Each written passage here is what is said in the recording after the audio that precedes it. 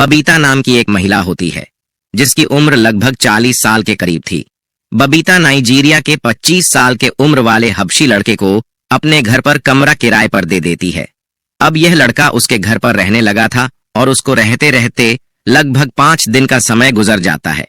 एक दिन बबीता सोचती है कि क्यों ना इस लड़के से 1 महीने का एडवांस किराया लिया जाए। फिर यह उठती है और उसके कमरे की तरफ जाने लगती है। यह जब उसके कमरे के पास पहुंचती है तो देखती है कि उसके कमरे का दरवाजा अंदर से बंद है। फिर यह सोचती है कि क्यों ना इसको खिड़की से बोल दिया जाए। फिर यह जब खिड़की में से झांक कर देखती है तो यह नाइजीरिया का लड़का बिल्कुल नग्न होकर अपने फोन में अश्लील वीडियो देख रहा था और हस्तमैथुन भी कर रहा था। बबीता जब उसके काले और बड़े प्राइवेट पार्ट को देखती हैं तो वह दंग रह जाती है। उसके होश उड़ जाते हैं और उल्टे पैरों वह अपने कमरे में आकर लेट जाती है। अब इस तरीके से दोस्तों एक दिन का समय गुजर जाता है, लेकिन एक दिन के बाद यह बबीता इस नाइजीरिया के लड़के के साथ कुछ ऐसा कांड कर देती है जिसकी किसी ने कल्पना भी नहीं की थी कि आखिर यह हुआ तो कैसे हुआ। जी हाँ दोस्तों, आज की इस घटना को सुनने के बाद शायद आप लोगों को भी बड़ी हैरानी होगी, इसीलिए इस वीडियो में आप अंत तक बने रहिएगा क्योंकि इस घटना से आपको एक बहुत बड़ी सीख मिलने वाली है। बाकी दोस्तों, हमारी आप लोगों से एक छोटी सी रिक्वेस्ट है, वीडियो को लाइक करके चैनल को सब्सक्राइब कर लीजिए और जितने भी दोस्त हमारी इस वीडियो को जहां से भी देख रहे हैं वो कमेंट में अपना नाम और अपनी सिटी का नाम जरूर लिखें। दरअसल दोस्तों, ये सच्ची घटना मुंबई की है। मुंबई की एक कॉलोनी में बबीता नाम की एक महिला होती है जिसकी उम्र 40 साल के करीब थी।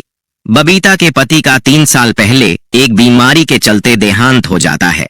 बबीता की एकलौती बेटी जिसका नाम अंजलि होता है, इसकी उम्र 20 साल के करीब थी। अंजलि ने अपनी पढ़ाई लिखाई खत्म कर ली थी और अपनी मां के साथ रहा करती थी। बबीता की अगर हम कारोबार की बात करें तो उसके पास 4-5 कमरे थे और उन कमरों को वह किराए पर दिया करती थी और उससे जो पैसा आता था उसी से अपना और अपनी बेटी का पालन पोषण किया करती थी। दोस्तों, अंजलि जवान हो चुकी थी, इसलिए बबीता को उसकी शादी की चिंता भी सता रही थी। वह सोच रही थी कि जितना जल्दी हो सके वह अंजलि की शादी कर दे, इसीलिए वह अंजलि के लिए इधर उधर एक लड़का देखना शुरू कर देती है। दोस्तों, बबीता की यह तलाश 1 महीने के अंदर अंदर खत्म हो जाती है। बबीता को अंजलि के लिए एक रोहन नाम का लड़का मिल जाता है जिसकी उम्र लगभग 25 साल के करीब थी। बबीता को रोहन पसंद आ जाता है। रोहन का और अंजलि का रिश्ता पक्का कर दिया जाता है और लगभग 3 महीने के अंदर अंदर इन दोनों की शादी करवा दी जाती है। रोहन अंजलि को अपनी दुल्हन बनाकर घर लेकर चला जाता है। अब अंजलि रोहन के घर पर बड़े अच्छे से रह रही थी, लेकिन इस तरीके से 1 महीने का समय गुजर जाता है। अब अंजलि और रोहन में छोटी छोटी बात को लेकर झगड़ा होने लगा था। एक दिन झगड़ा इतना बढ़ जाता है कि अंजलि अपना सामान उठाती है और अपने पति को छोड़कर अपनी मां के घर पर आकर रहने लगती है।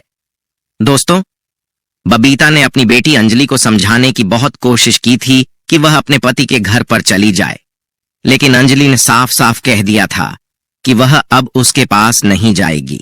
अब इस तरीके से दोस्तों अंजलि अपनी मां के साथ ही रहने लगी थी। एक दिन दोस्तों बबीता के 2 कमरे खाली हो जाते हैं।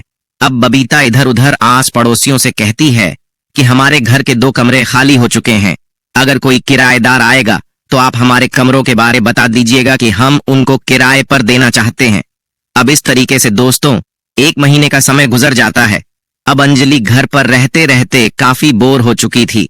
अब वह सोचती थी कि कहीं बाहर घूमने जाया जाए। एक दिन अंजलि अपनी मां बबीता से कहती है कि मैं 10 से 15 दिन के लिए कहीं घूमने के लिए जा रही हूं और 10 से 15 दिन के अंदर मैं वापस आ जाऊंगी। उसकी मां बबीता मान जाती है और कहती है कि ठीक है बेटा, तुम 10 से 15 दिन के अंदर वापस आ जाना। अब अंजलि अपना सामान पैक करती है और शहर घूमने के लिए चली जाती है।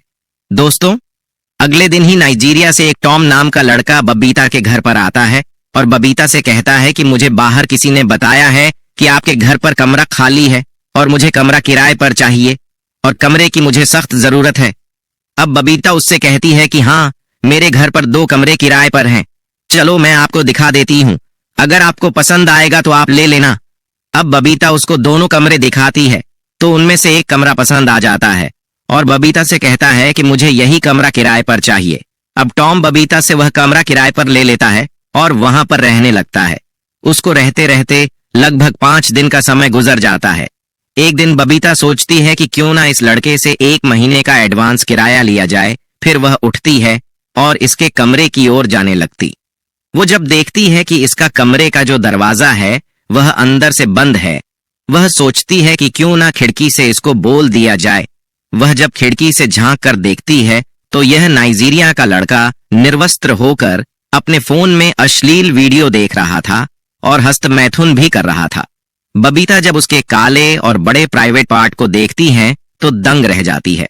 उसके होश उड़ जाते हैं और उल्टे पैरों ही वह अपने कमरे में आकर लेट जाती है। दोस्तों, बबीता ने अपनी जिंदगी में इतना बड़ा प्राइवेट पार्ट कभी नहीं देखा था जितना कि टॉम का था। अब टॉम के बारे में वह लगातार सोच रही थी, उसके ख्यालों में डूबी हुई थी। इसके अंदर भी काम वासना जग गई थी। दोस्तों, बबीता एक 40 साल की खूबसूरत औरत थी। इसके खूबसूरत शरीर को अगर कोई दिखता था तो देखते ही दंग रह जाता था। अब इसी सोच विचार में बबीता अपने आप से कोई फैसला नहीं कर पा रही थी। अब इस तरीके से एक दिन का समय गुजर जाता है। फिर अगले दिन जब सुबह 10 बजे के करीब बबीता अपने छोटे छोटे कपड़े पहनती है और उनके कमरे की ओर जाने लगती है, वो टॉम के कमरे का दरवाजा खटखटाती है। अंदर से टॉम दरवाजा खोलता है। वह देखता है कि उसकी मकान मालकिन उसके सामने खड़ी है। बबीता टॉम से कहती है कि तुम 1 महीने का किराया मुझे एडवांस दे दो। फिर टॉम उससे कहता है कि अभी मेरे पास पैसे नहीं है, आप 2-3 दिन रुक जाइए, मैं आपको 1 महीना का नहीं 2 महीने का एडवांस किराया दे दूंगा।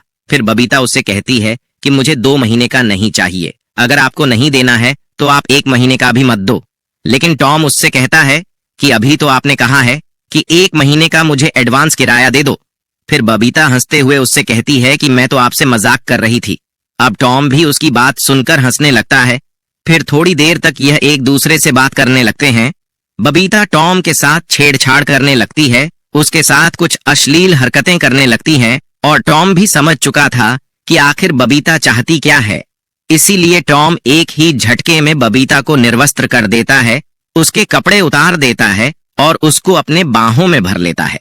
बाहों में भरने के बाद उसको गोद में उठाता है और अपने बेड पर पटक देता है। पटकने के बाद उसके साथ संबंध बनाने लगता है। वह इतनी जोरदार तरीके से संबंध बनाता है कि बबीता की हालत खराब कर देता है। इन दोनों की सिसकारियां पूरे रूम में गूंज रही थीं। अब बबीता भी टॉम का भरपूर साथ दे रही थी, क्योंकि बबीता को आज वह चरम सुख मिल रहा था जो उसे पहले कभी नहीं मिला था। 2-3 बार यह एक दूसरे के साथ संबंध बनाते हैं और जब थक जाते हैं तो वहीं पर लेट जाते हैं। दोस्तों, बबीता टॉम की मर्दानगी से काफी खुश हो चुकी थी। अब बबीता को जब भी मौका मिलता था वह टॉम के कमरे में जाती थी और उसके साथ संबंध बनाया करती थी। इस तरीके से 15 दिन का समय गुजर जाता है। 15 दिन के बाद अंजलि घर पर आ जाती है और अपनी माँ के साथ रहने लगती है। दोस्तों, एक दिन रात के 11 बजे के करीब अंजलि अपनी माँ के पास सो रही थी। तभी अचानक बबीता उठती है और दबे पैरों टॉम के कमरे में चली जाती है। लेकिन थोड़ी देर के बाद अंजलि का फोन बज जाता है। अंजलि हड़बड़ा के उठ जाती है और अपनी माँ को अपने पास ना पाकर वह सोचने लगती है कि इतनी रात को मेरी माँ कहाँ जा सकती है। वह अपनी माँ बबीता का 10 मिनट तक इंतजार करती है, लेकिन 10 मिनट तक भी उसकी माँ नहीं आती है। फिर वह कमरे से बाहर निकलती है और इधर उधर देखने लगती है। वह अपनी माँ को तलाश करते करते टॉम के कमरे की ओर चली जाती है। वह जब टॉम के कमरे के पास पहुंचती है तो उसके कमरे के अंदर से कुछ आवाजें आ रही थीं। अब अंजलि समझ चुकी थी कि अंदर ही कुछ गड़बड़ है। तभी वह तुरंत टॉम के कमरे का दरवाजा खोलती है और अपनी माँ को टॉम के साथ आपत्तिजनक स्थिति में देख लेती है। वह टॉम को भी बुरा भला सुनाती है और अपनी माँ से कहती है कि मैंने सोचा नहीं था कि तुम इस हद तक गिर जाओगी और इस तरीके का गंदा काम करोगी। अब बबीता अपने कपड़े पहनती है और अपनी बेटी अंजलि को समझाने की कोशिश करती है कि बेटा तुम इसके बारे में किसी को मत बताना, लेकिन अंजलि मानती नहीं है और अपनी माँ से झगड़ा करने लगती है। दोस्तों, बबीता का अपनी बेटी अंजलि से झगड़ा इतना बढ़ जाता है कि वह उसको मारने पीटने लगती है। अब अंजलि को काफी गुस्सा आ जाता है और तुरंत ही वह कमरे से बाहर निकलती है और एक नजदीकी पुलिस स्टेशन पहुंचती है और अपनी माँ के खिलाफ और टॉम के खिलाफ रिपोर्ट दर्ज करवा देती है। अब थोड़ी देर के बाद पुलिस उनके घर पर आती है और टॉम को गिरफ्तार करती है और अंजलि की माँ बबीता को भी गिरफ्तार करके थाने लेकर पहुंच जाती है। दोस्तों, अगले दिन जब सुबह होती है तो पुलिस बबीता की बेटी अंजलि को पुलिस स्टेशन बुलाती है और उससे पूछताछ करती है। तो अंजलि अपनी मां की करतूतों के बारे में पुलिस को पूरी कहानी बता देती है। फिर पुलिस बबीता से भी पूछताछ करती है और उससे कहती है कि यह जो नाइजीरिया का लड़का है, इसके साथ तुमने अपनी मर्जी से संबंध बनाए हैं या इसने जबरदस्ती तुम्हारे साथ संबंध बनाया है।